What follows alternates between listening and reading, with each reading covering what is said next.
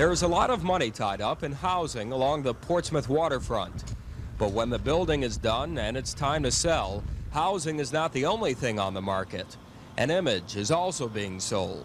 There really is a place where people put more emphasis on the pleasures of life than the responsibilities. 1 Crawford Parkway, the one on the water.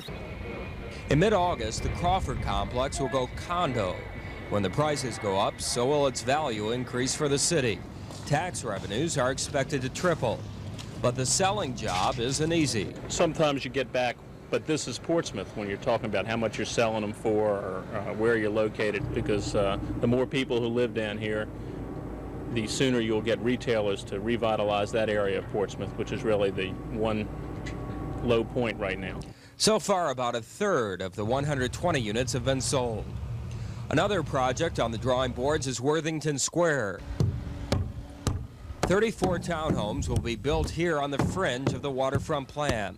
It's the third link to the city's residential program. I think it's an advantage to us because of the location of the project itself, being located right to downtown. There is a common thread among the 3 projects now going up along the waterfront. They're all expensive. When the Harbor Tower apartments are finished, rent will be over $600 a month. A 2-bedroom condo at Crawford Parkway will be over $80,000. And a townhome at Worthington Square, about the same price. Before we said anything about the Crawford plan, we made a commitment to address the rebuilding of our neighborhoods. We're well along in that process. We also felt, though, with the Crawford Harbor plan, and we made this clear, that a balanced housing program to also provide opportunities for middle and upper income families, both black and white, was essential for Portsmouth, and that's really what we're doing. Tomorrow, a final look at the waterfront plan. In Portsmouth, Chris Cahoon, The Daily News.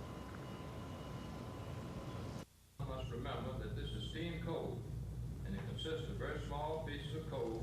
I respectfully submit that good business, good planning, I only have to say, sir, that I've seen pictures and the fact that the Commissioners have any questions?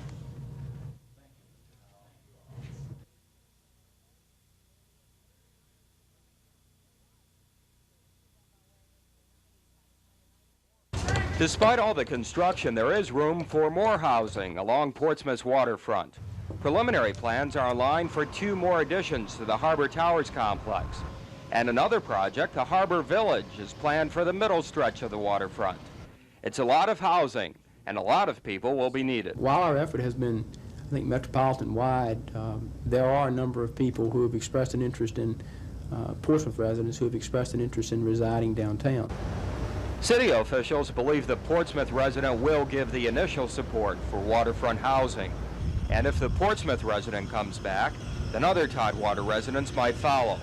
Still, there is an image problem. Unfortunately, a great deal of that is perceived and is not fact.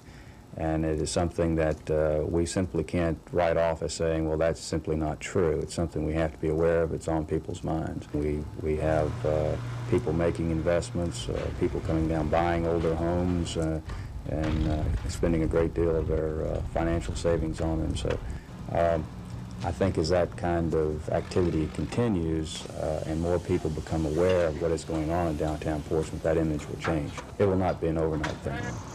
In Portsmouth, Chris Cahoon, The Daily News.